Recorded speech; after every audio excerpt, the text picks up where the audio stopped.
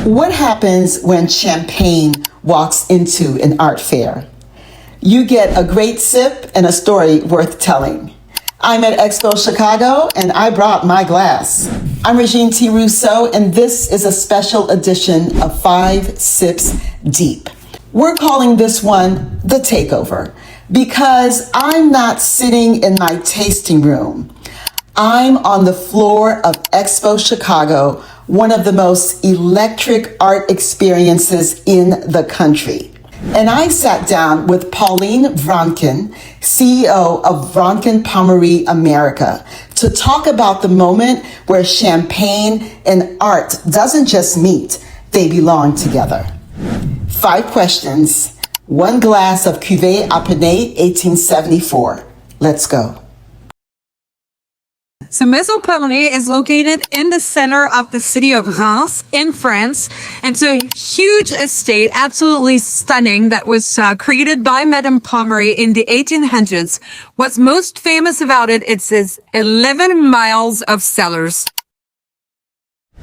So the relationship between art and Pommery actually started since the very beginning with Madame Pommery, who was the first one to install art into her cellars.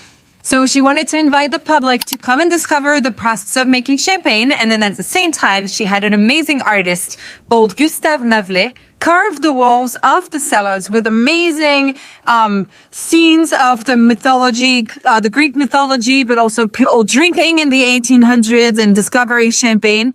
And so the link between Pommery and art actually started since the very beginning of the house. And then when my family acquired Pommery in 2002, it made total sense for us to perpetuate that tradition. And so for more than 20 years now, we've been hosting contemporary art exhibitions inside the cellar at Pommery in Avance. So I would say that the same man is making the wines and also setting the path through the future. His name is Clément Pierlot. He's the 10th cellar master of Pommery. Very proud to have him in our team. He's been with us for so many years now, and he really knows the spirit and the tradition of Pommery, and it reflects in his wine. Of course, he perpetuates the tradition of Pommery and the style of the house, but at the same time, he brings innovation and a contemporary taste into his wines. And so, for example, the Apennage 1874 that we were able to discover today at Expo Chicago is, for me, a revolution in the world of champagne. Not a non-vintage champagne anymore. It's a multi-vintage that created Clément for the anniversary of the creation of the Brut in 2024. So for those who don't know what a multi-vintage is, what does that mean? So multi-vintage is actually a blend of multi-vintage years wine.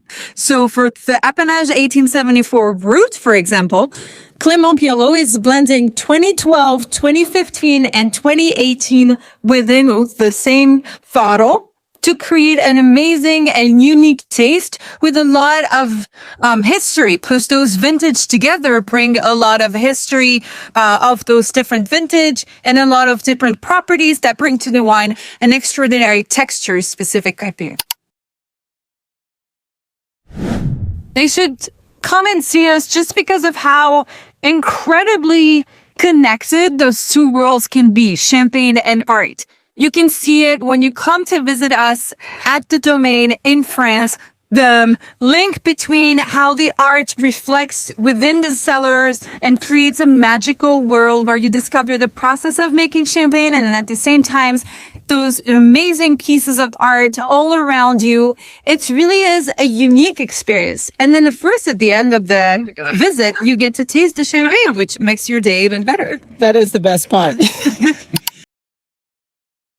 All the time. Amen. There is no bad or good time to enjoy champagne. Champagne is here to bring emotions to your life, to make your day happier, to bring in together friends and family around a magical product. So if you unfortunately can't come to see us in Pommery, please go to your local liquor store and buy a bottle of Pommery to enjoy with all your loved ones.